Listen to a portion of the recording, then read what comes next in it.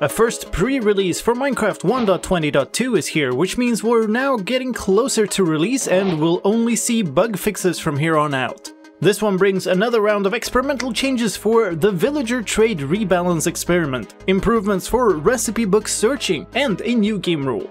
My name is Slime and I'm here to show you all the changes. Let's start with the news for the villager trade rebalance experiment. First, a reminder, these changes will only apply in worlds where you have selected to enable the villager trade rebalance pack. There is no announced final release date for this experiment yet, and they won't be a regular part of Minecraft 1.20.2. The previous round of changes saw new librarians and wandering traders. This round it's time for cartographers and armorers.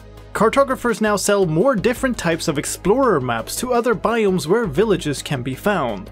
This takes the shape of village maps to other similar types of villages, and explorer maps to the biomes that don't have villages naturally spawning, but that do have a villager type.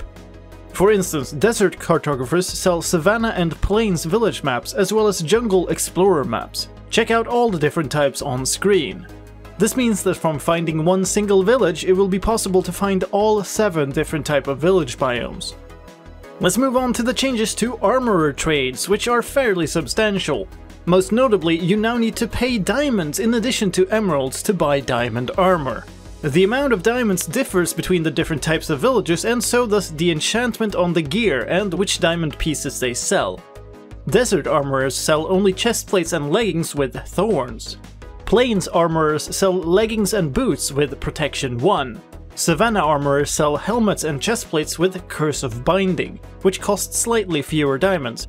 Snow armorers sell Frostwalker boots and Aqua Affinity helmets, and Taiga armorers sell chestplates and leggings with Blast Protection 1.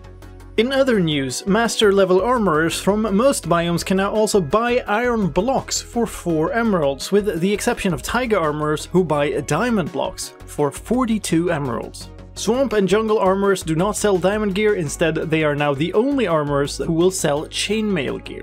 Taiga armorers have also been given new trades on the expert level, where they will exchange 1 diamond armor piece for another. So for instance, a pair of diamond boots and 4 emeralds will give you diamond leggings. One more change that is not directly related to villagers: with the villager trade rebalance experiment on, some structures now have a higher chance of having certain enchanted books as a loot. With mending being common in ancient cities, efficiency of a random level being common in mine shafts, quick charge with a random level being common in pillager outposts, and unbreaking of a random level being common in desert pyramids and jungle temples. And with that, let's move on to other non-experimental changes in this pre-release. Let's kick that off in the user interface, where there's a related change. The structure icons found on the explorer maps sold by villagers have been updated. The search functionality in the recipe book has also been updated. Your search string will now only match the beginning of a word in the item title. The results will now also include recipes that you haven't unlocked yet, so you can find recipes that you know exist even if you haven't done the thing in the game that unlocks the recipe. This only works if the limited crafting game rule is off. A bug has been fixed with the programmer art resource pack not showing the lapis icon on enchanting tables correctly, and some problems with the player settings not being active after death have been fixed. This includes seeing chat messages even though your chat was set to commands only, and showing up as anonymous in the server status. A large number of small grammar errors have also been corrected, and the number of strings that could not be translated now can.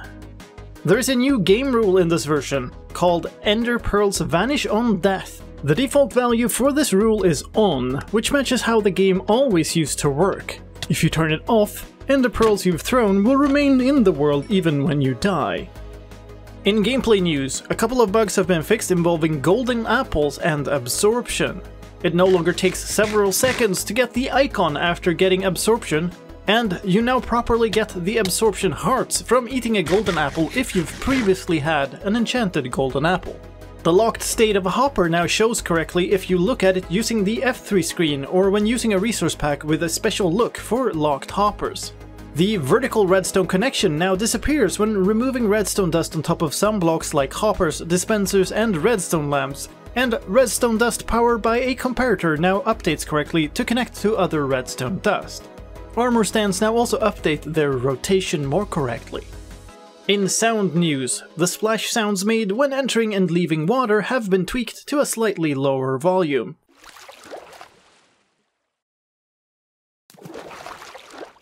In technical news, resource packs can now use a separate sprite for an error overlay in the loom, called loom/error.png, and the map-icons.png texture now has new icons. The datapack version has also been updated to 18 with some important changes, including some removed commands, which I'll be making a separate video about coming up shortly here on the channel. In stability news, a race condition while connecting to a server has been fixed, and an error preventing the use of a symbolic link as the root folder for Minecraft has been fixed. And that's it for this pre-release. Thank you for watching, my name is Sliced Lime, and I'll see you next time.